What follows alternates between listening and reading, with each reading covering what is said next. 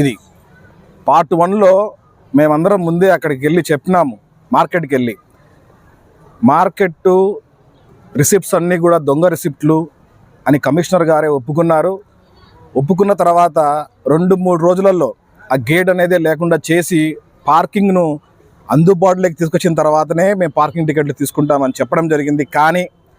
కానీ కమిషనర్ గారు అటువంటి చర్య ఏమీ చేయలేదు ఇంతవరకు కూడా.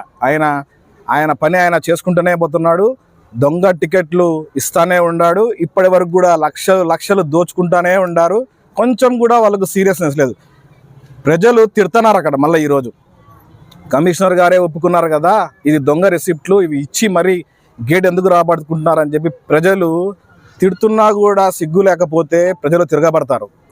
ఇక్కడ వీరందరూ కూడా చిన్న చికెన్ షాపులు పెట్టుకొని ఇక్కడికి వచ్చిన వాళ్ళు. వీళ్ళందరూ కూడా చికెన్ షాపులు వాళ్ళకి మున్సిపాలిటీకి ఎందుకు డబ్బులు కట్టాలి? క్లీనింగ్ చేస్తే డబ్బులు కట్టాలి. క్లీనింగ్ చేయకుండా మార్కెట్ ద్వారా మార్కెట్కు అనుసంధానంగా వీళ్ళకి ఒక గేట్ అనేది ఒకటి పెట్టినారు వీళ్ళకి కూడా. అది ఎంత పెట్టారు? రిసిప్ట్ లేకుండా వీళ్ళకి కూడా సేమ్ అదే ప్రొసీజరే. రిసిప్ట్ లేకుండా డబ్బులు దండుకోవడంలో కమిషనర్ గారు నెంబర్ 1 స్థానంలో ఉన్నారు కడప జిల్లాలోనే. మేమందరము దీన్ని ఇక్కడితో వదిలిపెట్టాం. భారతీయ జనతా పార్టీ 1500 రూపాయలు వీళ్ళ దగ్గర అక్రమంగా వసూలు చేస్తూ టికెట్ ఇవ్వకుండా ఎట్లా తీసుకోగలుగుతున్నారు మున్సిపాలిటీ వాళ్ళు?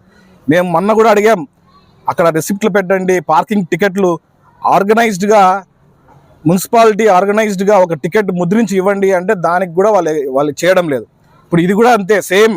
ఇంత డబ్బులు అంటే నెలకు 4 లక్షల రూపాయలు కేవలం చికెన్ షాప్ వాళ్ళు కడుతున్నారు.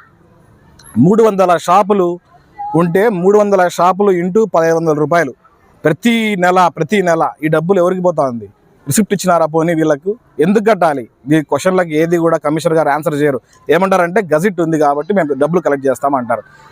మేము సోమవారం నాడు కలెక్టర్ ఆఫీస్కి వెళ్తున్నాము.